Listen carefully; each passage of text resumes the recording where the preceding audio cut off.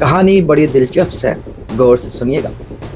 एक शख्स यरूशलेम से यरू की तरफ जा रहा था कि डाकुओं ने उस पर हमला किया, उसे मारा, पीटा, उसका माल लूट लिया और उसे नीम मुर्दा हालत में छोड़ गए।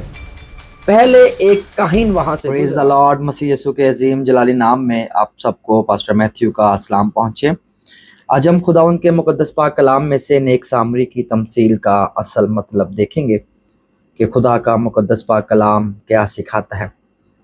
आज हम यीशु मसीह की एक मशहूर तमसील पर गौर करेंगे जिसे नेक सामरी की तमसील कहा जाता है। ये वाक़या लूका रसूल की इंजील उसका 10वां बाब 25वीं आयत से लेकर 37वीं आयत तक कलाम मुकद्दस में दर्ज है। एक आलिम शरीयत ने यीशु से पूछा, मेरा पड़ोसी कौन है? और इस सवाल के जवाब में यीशु ने एक कहानी सुनाई। कहानी बड़ी दिलचस्प है, गौर से सुनिएगा।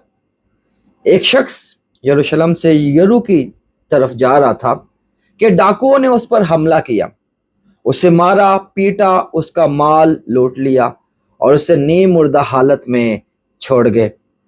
पहले एक काहिन वहां से गुजरा, उसने जख्मी शख्स को देखा लेकिन दूसरी तरफ से निकल गया।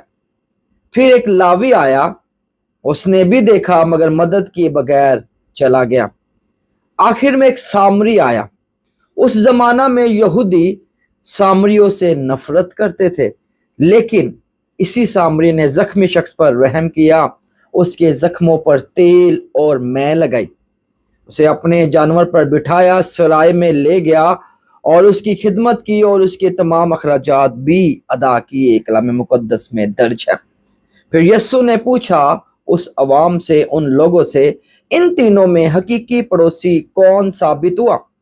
जवाब था, वो जिसने उस पर रहम किया। तब यीशु ने फरमाया, जाओ तुम भी ऐसा ही करो। इस तमसील का असल मतलब ये है कि हमारा पड़ोसी सिर्फ हमारा रिश्तेदार या दोस्त नहीं, बल्कि हर वो शख्स है जो ज़रूरतमंद है।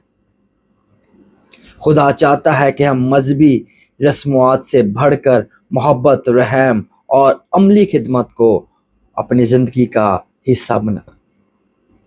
आज भी दुनिया को ऐसे लोगों की ज़रूरत है जो ज़ख्मी दिलों पर मरहम रखें, गिरे हुए लोगों को उठाएं और बगैर किसी तहस्सुब के मोहब्बत करें। जी हाँ, बगैर किसी तहस्सुब के, बगैर किसी डिनोमिनेशन के मोहब्बत करें।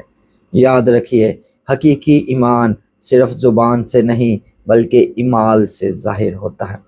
आइए हम भी नेक सामरी की तरह दूसरों के लिए बरकत का बाइस बने, क्योंकि यही यीशु मसीह की तालीम का असल मकसद है। खुदावंद यीशु नासरी आप सबको आज के इस छोटे से पैगाम के वसीला से बड़ी बरकत दे। जय मसीह के।